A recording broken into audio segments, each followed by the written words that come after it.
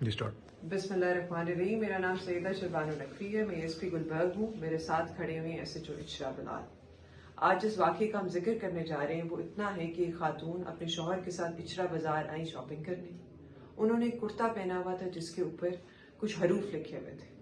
जब हरूफ लोगों ने देखे तो उन्होंने कहा कि आप ये कुर्ता उतार दें, और एक कन्फ्यूजन क्रिएट हो गई कि कहीं गुस्ताखी हो गई।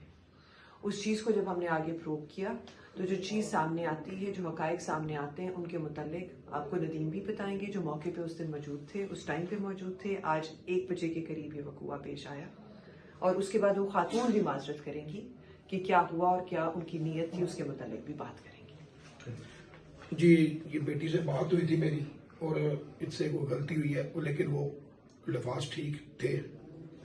वैसे डिजाइनिंग उसकी बनी हुई थी, लेकिन लोगों ने देखा कि ये खराबी का बाइस बन रहा है, तो ये बहन आई, उन्होंने कहा आइंदा की बात है सा लिबास नहीं पहनेंगे, तो ये ने माफ कर दिया गया। अस्सलाम वालेकुम। मैं इचरा बाजार गई और मैंने ये जो कुर्ता पहना था ये मैंने डिज़ाइन समझ के लिया है। मुझे नहीं पता था उस पर कुछ इस तरह का लिखा है जिससे लोग ये समझेंगे कि ये शायद कोई अरबी लिखी है, और मेरी ऐसी कोई नियत नहीं थी, और ये जो भी हुआ ला इल्मी में हुआ है, लेकिन मैं फिर भी माफ़ी मांगती हूँ। कुरान, सुन्नत और नाउज़ बिल्लाह, हम सोच भी नहीं सकते मुसलमान होके कि हम गुस्ताखी करेंगे या गुस्ताखी रसूल करेंगे। मैं अहले सुन्नत से बिलोंग करती हूँ और मेरे ससुर हाफ़िज़े कुरान है। मैं खुद, हम लोग दीनी घराने से हमारा ताल्लुक है, और मेरी ऐसी कोई नियत नहीं थी, और मैंने ये जो भी हुआ ये लाइल्मी से हुआ, लेकिन मैं फिर भी माजरत करती हूँ और आइंदा ऐसा कभी नहीं होगा।